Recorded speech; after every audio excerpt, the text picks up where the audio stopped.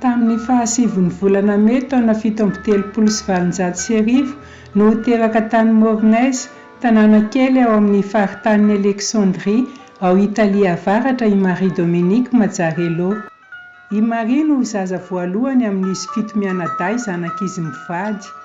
Nomena ny anarana hoe Maria izy, ho voninahitry masina Maria, ary ny Dominique kosa dia ho fahatsiarovana ireo ray sy reny ny teraka andrainy izay samy Dominique no anarany. Joseph Mazzarello ny rainy, avy amin'io toerana io, ary Thérèse Madeleine Calcagno ny reniny. Nanome hafaliana ny tokantranon'izy mivady ny fisian'i Marie, ary tena nahatsiaro sambatra izy ireo nanana azy. Natao batemy tamin'ny andro nahaterahany ihany i Marie, araka ny fomba fanaon'ny kristiana rehetra tamin'izany fotoana izany. Zaza nahiran-tsaina sady kingy, ary nazoto raha i mahinina kely. Zaza nahafatifaty ary be fitiavana ihany koa izy. Liana tamin'ny fampianaram-pinoana nataondray aman-dreniny taminy sy nataony Don Dominique Pestarino mpitantana azy ara-panahy izy. Niriany ny ahafantatra bebe kokoa hatrany ilay Andriamanitra nanome azy ny aina.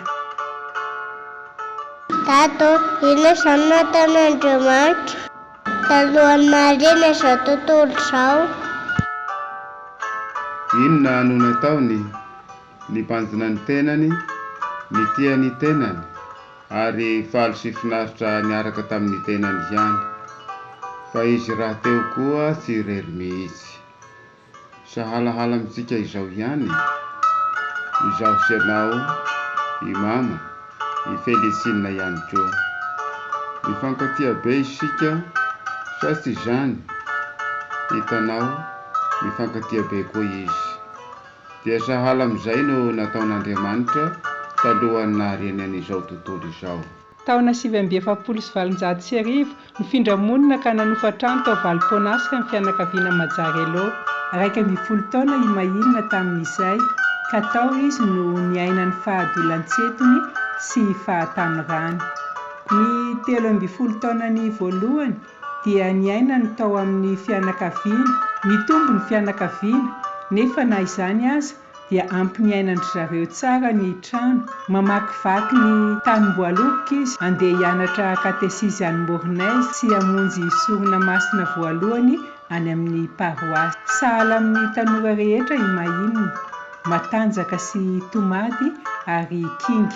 Miara-miasa amin'ny dadany any an-tanim-boaloboka izy mandritra ny andro, tsy misy maharesy azy amin'ny asa eny an-tsaha. Mitovy foana ny asa atao eny an-tsaha, fa na dia izany azy dia nataony mahinina ankafaliana mandrakariva ny asany. Ankoatr'izany dia manampy ny reniny amin'ny raharaha ao an-trano sy amin'ny fikarakarana ireo zandrikely izy.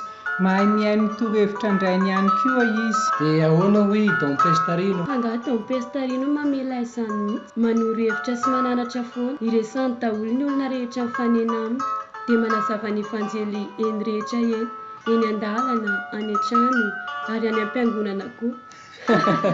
Eno tsara izy, olon'Andriamanitra iny, sady olona nahita fianarana, ka afaka mampianatra zavatra betsaka anao. Raha tsara ny teneny.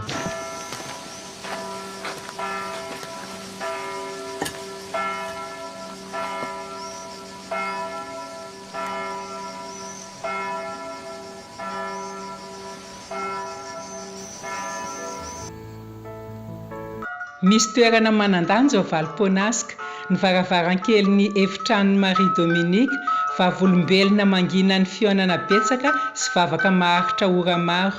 Antsoiny mahinina hivavaka ny Rosereto ny fianakaviany isan-kariva, tazana ery lavitra ery ny paroasy sy ny tanàna. Niaina tanteraka ny fahatanorany tao amin'ity toerana voaravaka maitso ny tanim-boaloboka ity i mahinina.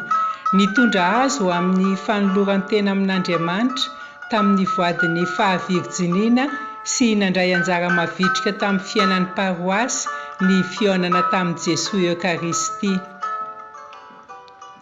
Ny foa vao mangiran-dratsy izy isamaraina mba hamonjy lamesa dia mamakivaky ny saha na amirinina mamiry firy aza. Fa alohan'ny nandehanany dia efa vita daholo ny raha ao an-trano sy eny an-tsaha. Fa indray andro raha iny tsapany toany zotra tsara iny indrindra ny fiainany no nangataka fandavan-tena lehibe tamin'ny mahinina i Dom Pestarino hikarakara ireo havany izay tratran'ny valanaretina tifo, ka ny dikan'izany dia fisedranany arety mandoza mety ahavoa. Koa na ny salasala aza ny ray aman-dreny dia nekeny mahinina ny fiangavian'i Dom Pestarino, koa dia tratran'ny tifo koa izy. Indro ilay tovovavy natanjaka nampitolagaga ireo pikaramandrainy fa lavo voatery nijanona teo am-pandriana na lemy tsy nanan-kery intsony. Fa tsy nanaiky ny tolefika i mahinina. Rehefa vita ny fotoam-pialan-tsasatry ny aretina dia nekeny tamin'ny keri-po ny tsy fahafahan'ny asa tany an-tsaha intsony ka nanapa-kevitra miaraka tamin'ny namany Petronille izy hanokatra trano fanjairana. Nangataka fanampiana tamin'ilay lehilahy mpanjaitra tao an-tanàna izy ireo. Nanaiky ny ampianatra azy ireo anjaitra ilay lehilahy. Taorian'izay dia namory tovovavy avy ao an-tanàna ampianarina manjaitra izy ireo.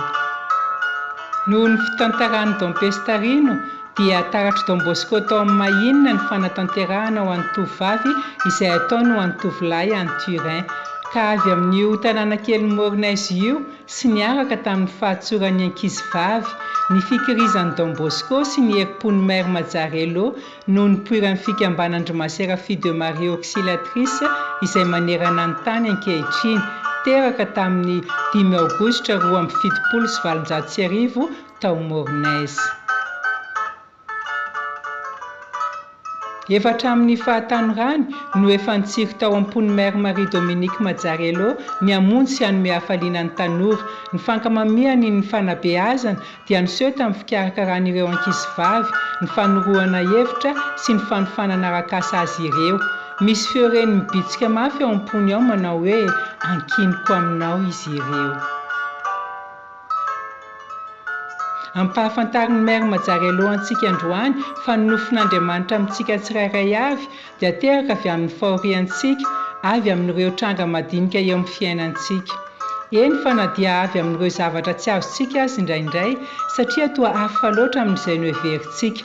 Mety ho tanteraka izany raha toa ka manaiky an'Andriamanitra hitantana ny pensily azy manao sary ny fiainantsika isika. Averimberin'ny Mère Mazzarello matetika amin'ireo taratasy nosoratany ny hoe aoka ianareo faly. Fa inona moa ny tsy ambaratelo ny hafaliany fa atokisana tanteraka an'Andriamanitra? Tsy nisy zavatra nampanahy azy satria tsapany ny fitiavan-dehiben'Andriamanitra.